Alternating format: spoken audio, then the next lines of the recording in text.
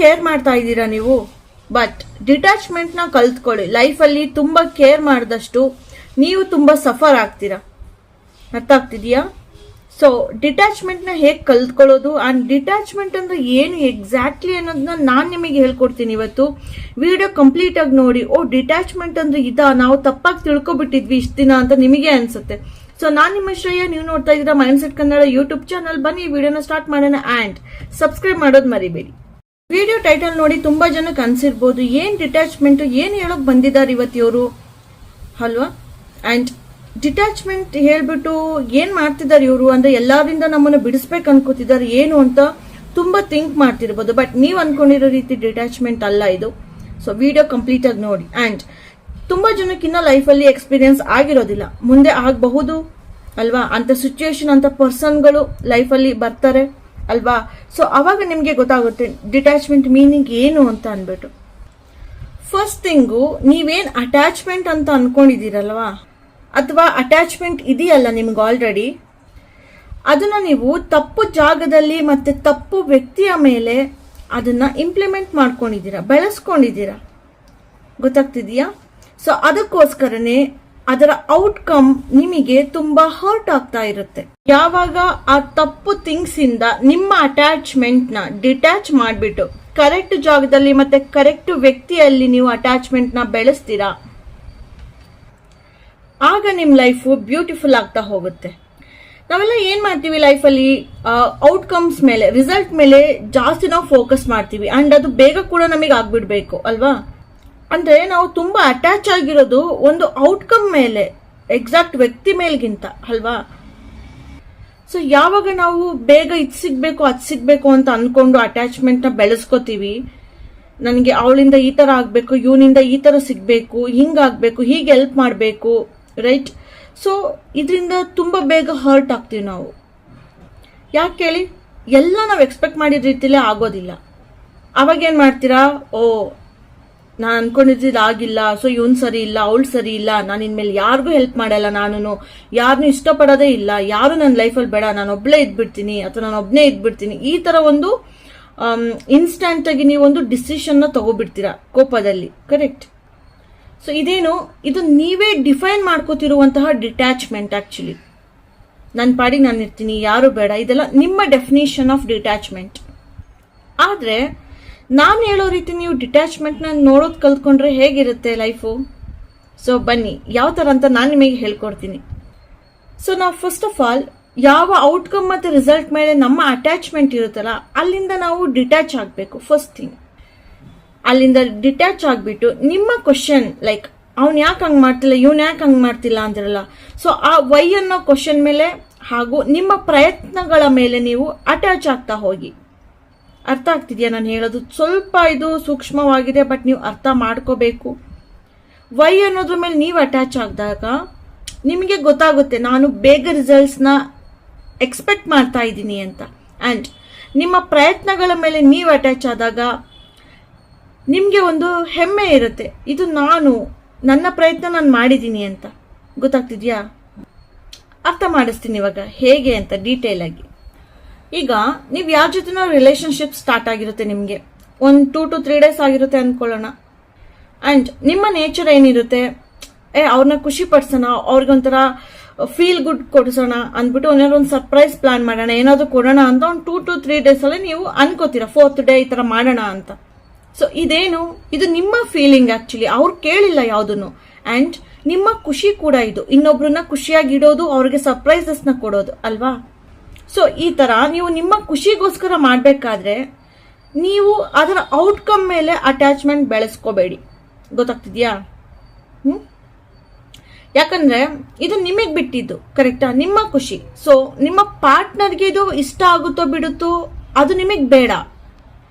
ಅವರ ಔಟ್ಕಮ್ ಏನೇ ಇರಲಿ, ಅವರ ರಿಯಾಕ್ಷನ್ ಏನೇ ಇರಲಿ, ಬಟ್ ನೀವು ಅವರ ರಿಯಾಕ್ಷನ್ ಮೇಲೆ ಅಟ್ಯಾಚ್ಮೆಂಟ್ ನ ಇಟ್ಕೋಬಾರ್ದು. ಯಾಕೆ ಈ ತರ ಹೇಳ್ತಿದ್ದೀನಿ ಅಂದ್ರೆ, ಇನ್ನು ಇವಾಗ ತಾನೇ ನಿಮ್ ರಿಲೇಶನ್ಶಿಪ್ ಸ್ಟಾರ್ಟ್ ಆಗಿದೆ. ಸೊ ಅವ್ರನ್ನ ಚೆನ್ನಾಗಿ ನೋಡ್ಕೋಬೇಕು ಅನ್ನೋ ಫೀಲಿಂಗ್ ನಿಮಗೆ ಸ್ಟಾರ್ಟ್ ಆಗಿದೆ. ಅದು ನಿಮ್ಮ ಕ್ಯಾರೆಕ್ಟರ್ ಹಾಗೂ ನಿಮ್ಮ ನೇಚರ್ ಅದು. ಅಂಡ್ ನೀವೇ ಮಾಡ್ತಿರೋದು ಅದನ್ನ, ಅವ್ರು ಕೇಳಿಲ್ಲ ಅದನ್ನ, ಹೌದಾ? ಅಂಡ್ ನೀವ್ ಯಾರನ್ನಾದ್ರೂ ಇಷ್ಟಪಟ್ರೆ ಅವ್ರನ್ನ ಖುಷಿ ಪಡಿಸೋದಕ್ಕೆ ನೀವ್ ಏನ್ ಬೇಕಾದ್ರೂ ಮಾಡ್ತೀರಾ ಅನ್ನೋದು ಪ್ರೂವ್ ಆಗುತ್ತೆ ಇಲ್ಲಿ. ಅದು ನಿಮ್ಮ ಒಳ್ಳೆಯ ಗುಣ ಅದು. ಓಕೆ, ಸೊ ನೀವು ಯಾವಾಗ ಈ ತರ ಔಟ್ಕಮ್ ಮತ್ತೆ ರಿಸಲ್ಟ್ ಅಥವಾ ಇನ್ನೊಬ್ಬರ ರಿಯಾಕ್ಷನ್ ಮೇಲೆ ಇರುವಂತಹ ಅಟ್ಯಾಚ್ಮೆಂಟ್ನ ಬಿಟ್ಟು ಅಲ್ಲಿಂದ ಡಿಟ್ಯಾಚ್ ಆಗ್ತಿರಲ್ವಾ, ಆಕ್ಚುಲಿ ಅದನ್ನ ಬೆಳೆಸ್ಕೋಬೇಕು. ಈ ಡಿಟ್ಯಾಚ್ಮೆಂಟ್ನ ನೀವು ಯಾವಾಗ ಬೆಳೆಸ್ಕೋತೀರಾ, ಔಟ್ಕಮ್ ಮೇಲೆ ರಿಸಲ್ಟ್ ಮೇಲೆ ಅಟ್ಯಾಚ್ ಆಗದೆ ಇರೋದನ್ನ, ಸೊ ಅವಾಗ ನೀವು ಕಂಪ್ಲೀಟ್ ಆಗಿ ನಿಮ್ಮ ಓನ್ ಥಾಟ್ಸ್ ಅಂಡ್ ಆಕ್ಷನ್ ಮೇಲೆ ಅಟ್ಯಾಚ್ಮೆಂಟ್ನ ಬೆಳೆಸ್ಕೊಳ್ಳೋದಕ್ಕೆ ಸ್ಟಾರ್ಟ್ ಮಾಡ್ತೀರಾ. ಇವಾಗ ಫಾರ್ ಎಕ್ಸಾಂಪಲ್ ನೀವು ಆಫೀಸಲ್ಲಿ ಏನೋ ಒಂದು ಕೆಲಸ, ಓಕೆನಾ, ಸೊ ನೀವು ಯಾವುದೇ ಔಟ್ಕಮ್ ಮೇಲೆ ನೀವು ಅಟ್ಯಾಚ್ಮೆಂಟ್ ಇರೋದಿಲ್ಲ. ಬಾಸ್ ಏನಾದರೂ ಹೇಳಿ ಬಿಡ್ಲಿ, ನಿಮಗೆ ಕೊಟ್ಟಿದ್ದಾರೆ, ನೀವು ಚೆನ್ನಾಗಿ ಮಾಡಬೇಕು, ಅದೊಂದೇ ನಿಮ್ಮ ತಲೆಯಲ್ಲಿ ಇರುತ್ತೆ. ನೀವು ಮಾಡ್ತೀರಾ, ಬಾಸಿಗೆ ತೋರಿಸ್ತೀರಾ, ಅವ್ರೇನು ಹೇಳ್ಬೋದು, ಇದು ಸರಿಗೆ ಬಂದಿಲ್ಲ, ಅದು ಸರಿಗೆ ಬಂದಿಲ್ಲ ಅಂತ. ಬಟ್ ನೀವು ಅವರ ಔಟ್ಕಮ್ ಮೇಲೆ ಅಥವಾ ಅವ್ರು ಏನು ಹೇಳ್ತಾರೆ ಅನ್ನೋದ್ರ ಮೇಲೆ ಅಟ್ಯಾಚ್ಮೆಂಟ್ ಬೆಳೆಸ್ಕೊಂಡಿಲ್ಲ. ನಿಮ್ಮ ಅಟ್ಯಾಚ್ಮೆಂಟ್ ಏನಿದೆ, ನಿಮ್ಮ ವರ್ಕ್ ಮೇಲಿದೆ. ಕರೆಕ್ಟ್. ಸೊ ಅವ್ರು ಏನೇ ಅಂದ್ರೂ ನೀವು ತಲೆ ಕೆಡಿಸ್ಕೊಳ್ಳೋದಿಲ್ಲ. ಬಿಕಾಸ್ ನಿಮಗೆ ಗೊತ್ತಿರುತ್ತೆ, ನಾನು 100% ಹಾಕಿದ್ದೀನಿ, ನಾನು 100% ಕೊಟ್ಟಿದ್ದೀನಿ. ಸೊ ಸ್ವಲ್ಪ ಎಲ್ಲೋ ಮಿಸ್ಟೇಕ್ ಆಗಿರ್ಬೋದು, ಇನ್ನೂ ಇಂಪ್ರೂವ್ ಮಾಡ್ಕೊಳ್ಳೋಣ ನಾನು ಅನ್ನೋ ರೀತಿ ನೀವು ರೆಡಿ ಆಗ್ತೀರಾ. ಬಾಸ್ ಮೇಲೆ ನೀವು ಯಾವುದೇ ತರಹದ ಬೇಜಾರು ಮಾಡ್ಕೊಳ್ಳೋದಿಲ್ಲ. ಸೊ ಅವಾಗ ಏನಾಗುತ್ತೆ, ಇನ್ನೂ ಚೆನ್ನಾಗಿ ವರ್ಕ್ ಮಾಡ್ತೀರಾ. ನೆಕ್ಸ್ಟ್ ನಿಮ್ಮ ಬಾಸಿಗೆ ಅದು ತುಂಬ ಇಷ್ಟ ಆಗುತ್ತೆ, ನಿಮ್ಮ ಕೆಲಸದಲ್ಲೂ ನೀವು ಮುಂದೆ ಹೋಗ್ತೀರಾ. ಅದೇ ರೀತಿ ನಿಮ್ಮ ಪಾರ್ಟ್ನರ್ ಇಷ್ಟಪಡ್ತಾರೋ ಬಿಡ್ತಾರೋ ನಿಮ್ಮ ಸರ್ಪ್ರೈಸ್, ಬಟ್ ನಿಮ್ಮ ಎಫರ್ಟ್ ಅವರಿಗೆ ಒಂದಲ್ಲ ಒಂದಿನ ಅರ್ಥ ಆಗೇ ಆಗುತ್ತೆ. ಸೊ ಹಾಗಾಗಿ ಬೇರೆಯವ್ರ ಮೇಲೆ ಅವರ ರಿಯಾಕ್ಷನ್ ಮತ್ತು ಔಟ್ಕಮ್ಗಳಿಗೆ ನೀವು ಅಟ್ಯಾಚ್ ಆಗ್ದಲೆ ನಿಮ್ಮ ಮೇಲೆ ನಿಮ್ಮ ಒಂದು ವರ್ಕ್, ಕರೆಕ್ಟ್, ನಿಮ್ಮ ಒಂದು ಎಫರ್ಟ್ ಮೇಲೆ ನೀವು ಅಟ್ಯಾಚ್ ಆದರೆ ಲೈಫಲ್ಲಿ ತುಂಬ ಖುಷಿ ಸಿಗುತ್ತೆ ನಿಮಗೆ. ಸೊ ಹಾಗೇನೆ ಈಗ ನಿಮ್ಮ ಅಟ್ಯಾಚ್ಮೆಂಟ್ ಔಟ್ಕಮ್ ಮೇಲಿದ್ರೆ, ಫಾರ್ ಎಕ್ಸಾಂಪಲ್ ನೋಡೋಣ, ಇವಾಗ ನಿಮ್ಮ ಬಾಸಿಗೆ ತೋರಿಸಿದ್ರಿ, ಅವ್ರೇನೋ ಅಂದರು, ನೀವೇನು ಮಾಡ್ತೀರಾ, ಅವರ ಔಟ್ಕಮ್ ಮೇಲೆ ನಿಮ್ಮ ಮೈಂಡು, ಮನಸ್ಸು ಅಟ್ಯಾಚ್ ಆಗಿದೆ ಅಲ್ವಾ. ಅವ್ರೇನೋ ಅಂದ್ರು ಅಂತ ಏನು ಮಾಡ್ತೀರಾ ಹೇಳಿ, ಇವನಿಗೆ ಏನು ಮಾಡಿಕೊಟ್ರು ಅಷ್ಟೇ, ನಾನು ಕರೆಕ್ಟಾಗಿ ಮಾಡಲ್ಲ, ಹೋಗು ಬೇಕಾದ್ರೆ ಮಾಡ್ಕೊ ನೀನೆ, ನನಗೆ ಗೊತ್ತಿರೋದೇ ಇಷ್ಟು, ನಾನು ಇಷ್ಟೇ ಮಾಡ್ತೀನಿ ಅಂತ ಮತ್ತೆ ಅದೇ ಒಂದು ಮೈಂಡ್ ಸೆಟ್ಟಲ್ಲಿ ಕೋಪದಲ್ಲಿ ಏನೇನೋ ಮಾಡಾಕ್ತಾರೆ. ಇದರಿಂದ ಏನಾಗುತ್ತೆ, ಕಂಪನಿಗೂ ಲಾಸು, ನಿಮ್ಮ ಕೆಲಸನೂ ಹೋಗುತ್ತೆ, ಬಾಸ್ ಮುಂದೆನೂ ಕೂಡ ನೀವು ಬ್ಯಾಡ್ ಅನ್ನೋ ರೀತಿ ಆಗ್ಬಿಡ್ತೀರ ಅಲ್ವಾ. ಸೊ ನೋಡಿ, ಡಿಟ್ಯಾಚ್ಮೆಂಟ್ ಬೆಳೆಸ್ಕೊಳ್ಳೋದ್ರಿಂದ ತುಂಬ ಅನುಕೂಲಗಳಿದೆ. ಓಕೆನಾ. ರಿಲೇಶನ್ಶಿಪ್ ಅಲ್ಲೂ ಅಷ್ಟೇ, ಅವ್ರೇನು ಇಷ್ಟಪಡಲಿಲ್ಲ ಅಂದರೆ ಅದು ಅವ್ರ ಮನಸ್ಸಿಗೆ ಬಿಟ್ಟಿದ್ದು, ಅವ್ರಿಗೆ ಬಿಟ್ಟಿದ್ದಲ್ವಾ. ನಿಮ್ಮ ಒಂದು ನೇಚರ್ ನೀವು ಪ್ರಯತ್ನ ಪಡೋದು ಪಟ್ಟಿದ್ದೀರ, ಅವ್ರನ್ನ ಖುಷಿ ಪಡಿಸೋದು. ಓಕೆ, ಸೊ ನೀವು ಆ ಥರ ಅವ್ರ ಮೇಲೆ ಡಿಪೆಂಡ್ ಆಗ್ತಾ ಹೋದ್ರೆ ಯಾರು ನಮ್ಮ ಲೈಫಲ್ಲಿ ಸೆಟ್ಟೇ ಆಗೋದಿಲ್ಲ ನಮಗೆ ಅಲ್ವಾ. ಸೊ ಇವ್ನು ಇಷ್ಟಪಡಲಿಲ್ಲ, ಇವಳು ಇಷ್ಟಪಡಲಿಲ್ಲ, ನಾನು ಎಷ್ಟು ಎಫರ್ಟ್ ಆಗ್ತೆ ಅಂತ ನಿಮಗೆ ಖುಷಿ ಇದೆಯಾ, ಅದು ಮುಖ್ಯ. ರೈಟ್. ನೆಕ್ಸ್ಟ್ ಒಂದಿನ ಅವ್ರಿಗೂ ಅರ್ಥ ಆಗುತ್ತೆ, ಅವರು ಇಷ್ಟಪಡ್ತಾರೆ. ಓಕೆ, ಸೊ ಅಟ್ಯಾಚೇ ಆಗಬೇಡಿ ಬೇರೆಯವರ ಒಂದು ರೆಸ್ಪಾನ್ಸ್ ಮೇಲೆ ಯಾವತ್ತಿಗೂ. ಅಂಡ್ ಇನ್ನೊಂದು, ನೀವು ಯಾವಾಗ ಬರೀ ಔಟ್ಕಮ್ ಮೇಲೆ ರಿಸಲ್ಟ್ ಮೇಲೆ ಅಟ್ಯಾಚ್ ಆಗ್ತಿರಲ್ಲ, ಅದರಿಂದ ನಮ್ಮ ಕೆಲಸಗಳು ಕೂಡ ಕರೆಕ್ಟಾಗಿ ಆಗೋದಿಲ್ಲ. ಯಾಕೆ ಹೇಳಿ, ಒಂದು ಭಯ ಇರುತ್ತೆ, ಒಂದು ಕನ್ಫ್ಯೂಷನ್ ಇರುತ್ತೆ. ಅವ್ರೇನಂತಾರೋ ಏನೋ, ಇದು ಸರಿಗೆ ಬಂದಿದೆಯೋ ಇಲ್ವೋ, ಅದು ಸರಿಗೆ ಬಂದಿದೆಯೋ ಇಲ್ವೋ, ಇದು ಸರಿಯಾಗಿ ಮಾಡ್ತಿಲ್ಲ ಅನ್ಸುತ್ತೆ, ನಾನು ಇನ್ನು ಬೇರೆ ಥರ ಮಾಡಬೇಕಿತ್ತ, ಅಕಸ್ಮಾತ್ ಮಾಡಿದ್ರು ಬಿಡು, ತೋರಿಸೋದೇ ಬೇಡ ಬಿಡು, ಅವ್ರಿಗೆ ಹೇಳೋದೇ ಬೇಡ ಬಿಡು, ಈ ಥರ ಅಂದ್ಬಿಡ್ತೀವಿ. ಕರೆಕ್ಟಾ. ರೈಟ್. ನಾವು ಮಾಡೋ ಕೆಲಸನೂ ನಾವು ಕರೆಕ್ಟಾಗಿ ಮಾಡಲ್ಲ, ಅಕಸ್ಮಾತ್ ಮಾಡಿದ್ರು ಬೇಕಾಬಿಟ್ಟಿ ಆಗಿರುತ್ತೆ, ಆ್ಯಂಡ್ ಇನ್ನೊಬ್ರಿಗದು ತುಂಬ ಸಿಟ್ಟು ಬರ್ಸೋ ಥರ ಆಗಿರುತ್ತೆ. ಅದರಿಂದ ನೀವು ಕೂಡ ಹರ್ಟ್ ಆಗ್ತೀರ. ಕರೆಕ್ಟ್. ಸೊ ಇದೆಲ್ಲ 100% ನೀವು ಯಾವಾಗ ಔಟ್ಕಮ್ ಮೇಲೆ ಅಟ್ಯಾಚ್ ಆಗಿರ್ತೀರ ಅವಾಗ ಆಗುವಂಥ ಅನಾಹುತಗಳಿದು. ಕರೆಕ್ಟಾ. ಆಯ್ತು, ಇನ್ನೊಂದು ಎಕ್ಸಾಂಪಲ್ ಕೊಡ್ತೀನಿ. ಈಗ ಯಾರೋ ಒಬ್ರಿಗೆ ನಿಮಗೆ ಕಾಲ್ ಮಾಡಬೇಕು ಅನ್ನಿಸ್ತು ಅವ್ರಿಗೆ, ಆಯ್ತಾ, ಅಂದರೆ ನೀವು ಅವ್ರ ಬಗ್ಗೆ ಕೇರ್ ಮಾಡ್ತೀರಾ ಅಂತ ಅರ್ಥ. ಆ್ಯಂಡ್ ನೀವು ಕಾಲ್ ಕೂಡ ಮಾಡ್ತೀರಾ ಅನ್ಕೊಳ್ಳಿ, ಬಟ್ ಅವ್ರು ರಿಸೀವ್ ಮಾಡೋದಿಲ್ಲ. ಅದರಿಂದ ನೀವೇನು ಮಾಡ್ಕೊಬಿಡ್ತೀರಾ, ಕೋಪ, ಇವನಿಗೆ ಇನ್ನೊಂದ್ಸತಿ ಮಾಡಲ್ಲ, ಇವಳಿಗೆ ಇನ್ನೊಂದ್ಸತಿ ಕಾಲ್ ಮಾಡಲ್ಲ. ಬೇಡ, ಅವರ ಔಟ್ಕಮ್ ಮೇಲೆ, ಅವರ ಆ್ಯಕ್ಷನ್ ಮೇಲೆ ಯಾಕೆ ನೀವು ಅಟ್ಯಾಚ್ ಆಗ್ತಿದ್ದೀರಾ. ಗೊತ್ತಾಗ್ತಿದೆಯಾ ಡಿಟ್ಯಾಚ್ಮೆಂಟ್ ಮೀನಿಂಗು. ನೀವು ಕೇರ್ ಮಾಡಿದ್ರಿ ಆ ಪರ್ಸನ್ ಬಗ್ಗೆ, ನಿಮಗೆ ಕಾಲ್ ಮಾಡಬೇಕು ಅನ್ನಿಸ್ತು, ನೀವು ಒಂದ್ಸತಿ ಮಾಡಿದ್ರಿ, ಅವ್ರಿಗೆ ಕಾಲ್ ಮಾಡ್ಕೊಂಡೇನು ಅವ್ರ ಹಿಂದೆ ಬಿದ್ದಿಲ್ವಲ್ಲ. ಆ ಕಾಲ್ನ ಪಿಕ್ ಮಾಡ್ತಾರೋ ಬಿಡ್ತಾರೋ ಅದು ಅವ್ರಿಗೆ ಬಿಟ್ಟಿತ್ತು. ರೈಟ್. ಅವರ ಒಂದು ಕ್ಯಾರೆಕ್ಟರ್ ಅದು. ನಿಮ್ಮ ಬಗ್ಗೆ ನೀವು ಅಪ್ರಿಷಿಯೇಟ್ ಮಾಡಿ. ಓಕೆ, ನಾನು ಕೇರ್ ಮಾಡ್ತಿದ್ದೀನಿ, ನಾನು ಕಾಲ್ ಮಾಡಿ ಮಾತಾಡ್ತಿದ್ದೀನಿ, ಟ್ರೈ ಮಾಡಿದ್ದೀನಿ ನಾನು, ಅವ್ರು ಅದನ್ನು ರಿಸೀವ್ ಮಾಡಲಿಲ್ಲ, ಅವ್ರಿಗೆ ಇಷ್ಟ ಆಗಿಲ್ಲ ಅನಿಸುತ್ತೆ, ಅಥವಾ ಏನೋ ಬ್ಯುಸಿ ಇರ್ಬೋದು ಅವರು. That's okay, fine, this is me. So ನಿಮ್ಮ ಒಂದು ಒಳ್ಳೆ ಗುಣ ಇನ್ಯಾರೋ ನಿಮ್ಮ ಲೈಫಲ್ಲಿ ಸಿಕ್ತಾಗ ಅಲ್ಲಿ ನೀವು ನಿಮ್ಮ ಒಳ್ಳೆ ಗುಣನ ತೋರಿಸಿದಾಗ ಅದು ಕ್ಲಿಕ್ ಆಗ್ಬೋದು.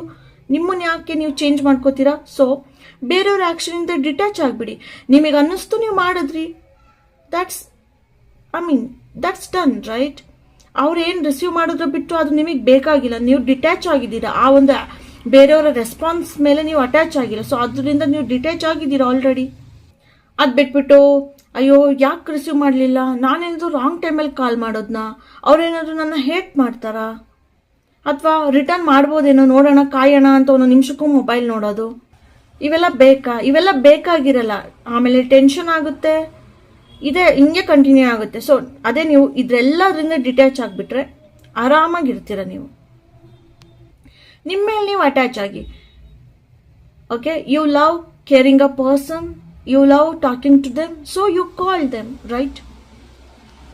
ಇದು ನಿಮ್ಮ ಒಳ್ಳೆತನ, ಅದ್ರ ಮೇಲೆ ನೀವು ಅಟ್ಯಾಚ್ ಆಗಿ. So you don't care about others reaction at all, right? ಯಾಕಂದರೆ it shows who you are ಅಲ್ವಾ? ನೀವೇನು ಅಂತ ತೋರಿಸುತ್ತೆ ನಿಮ್ಮ ಕಾರ್ಯಗಳು. ನೀವು ನಿಮ್ಮ ಮೇಲೆ ಒಂದು ಇಂಟ್ರೆಸ್ಟ್ನ ಬೆಳೆಸ್ಕೊಂಡಾಗ, ಅಟ್ಯಾಚ್ಮೆಂಟ್ ಬೆಳೆಸ್ಕೊಂಡಾಗ ಆ ಕಾರ್ಯಗಳನ್ನ ಇನ್ನೂ ಚೆನ್ನಾಗಿ ಮಾಡ್ತಾ ಹೋಗ್ತೀರಾ. ಸೊ ನಿಮ್ಮ ಲೈಫಲ್ಲಿ ಯಾವುದೇ ತರಹದ ಖುಷಿ ಕಡಿಮೆ ಆಗಲ್ಲ, ಯಾಕಂದರೆ ಯಾರ ಮೇಲೆ ನೀವು ಡಿಪೆಂಡ್ ಆಗೇ ಇಲ್ಲ ಯಾವುದೇ ಕಾರಣಕ್ಕೂ. ಆ್ಯಂಡ್ ನೀವು ಈ ರೀತಿ ಆಗೋದ್ರಿಂದ ಪಾಸಿಟಿವ್ ಪೀಪಲ್ನ ನೀವು ಅಟ್ರಾಕ್ಟ್ ಮಾಡ್ತಾ ಹೋಗ್ತೀರಾ. ನೆಗೆಟಿವ್ ಪೀಪಲ್ ನಿಮ್ಮ ಏನು ಸರ್ಕಲಿಂದನೇ ಹೋಗ್ಬಿಡ್ತಾರೆ, ಗೊತ್ತಾಗ್ತಿದೆಯಾ? ಸೊ ಔಟ್ಕಮ್ ಹೀಗೆ ಬರಬೇಕು ಅಂತ ಎಕ್ಸ್ಪೆಕ್ಟ್ ಮಾಡ್ತಾರೆ. ಅದ್ರ ಮೇಲೆ ಅಟ್ಯಾಚ್ ಆಗ್ದಲೇ ನಿಮಗೆ ಇಷ್ಟ ಆಗಿದ್ದನ್ನ ನೀವು ಮಾಡ್ತಾ ಹೋಗಿ ಲೈಫಲ್ಲಿ. ಇದು ಒಂಥರ ಫ್ರೀಡಮ್ ಅಲ್ವಾ? ಅನಿಸ್ತಿಲ್ವಾ ನಿಮಗೆ ಇದು ಒಂಥರ ಫ್ರೀಡಮ್ ಅಂತ? ನಮಗೆ ಅನಿಸಿದ್ದು ನಮಗೆ ಇಷ್ಟ ಆಗಿದ್ದು ಮಾಡ್ತೀವಿ, ಅವ್ರು ಏನು ಹೇಳ್ತಾರೆ ಅದು ನಮಗೆ ಬೇಡ. ಒಂಥರ ಫ್ರೀಡಮ್, ಲೈಕ್ ನಮ್ಗೇನು ಇಷ್ಟ ಆಗುತ್ತೆ ನಾವು ಅದನ್ನು ಮಾಡ್ಬೋದು, ಗೊತ್ತಾಗ್ತಿದೆಯಾ? ನಮಗೆ ಖುಷಿ ಸಿಗುತ್ತೆ, ರೈಟ್?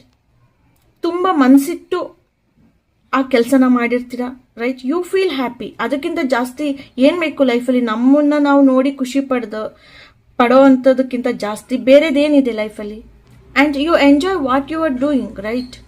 ಆ್ಯಂಡ್ ಈ ಥರ ಓಕೆ ಡಿಟ್ಯಾಚ್ ಆಗಬೇಕು, ನಾವು ಮಾಡೋದನ್ನ ಮಾಡ್ಬೋದು ಅಂತ ಹೇಳಿದ್ರು ಇವರು ಅಂತ ಅಂದ್ಬಿಟ್ಟು, ಅಂದರೆ ಎಲ್ಲರಿಗೂ ಹಿಂದೆ ಬಿತ್ಕೊಂಡು ಮಾಡ್ಕೊಂಡು ಹೋಗಿ ಅಂತ ಹೇಳ್ತಿಲ್ಲ. ಇದನ್ನು ನೀವು ಕರೆಕ್ಟಾಗಿ ಅರ್ಥ ಮಾಡ್ಕೊಳ್ಳಿ, ರೈಟ್? ನಿಮಗೊಂದು ವ್ಯಾಲ್ಯೂ ಕೊಟ್ಟಿಲ್ಲ, ರೆಸ್ಪೆಕ್ಟ್ ಕೊಡ್ತಿಲ್ಲ ಅಂತ ಅಂದರೆ ಅಂಥವ್ರಿಗೆ ಪದೇ ಪದೇ ಈ ಥರ ನೀವು ಒಳ್ಳೆ ಕೆಲಸಗಳನ್ನ ಕೇರ್ನ ಮಾಡಿ ಸರ್ಪ್ರೈಸಸ್ ಕೊಡಿ, ಪ್ರೀತಿ ತೋರಿಸಿ ಅಂತ ಹೇಳ್ತಿಲ್ಲ, ಓಕೆನಾ?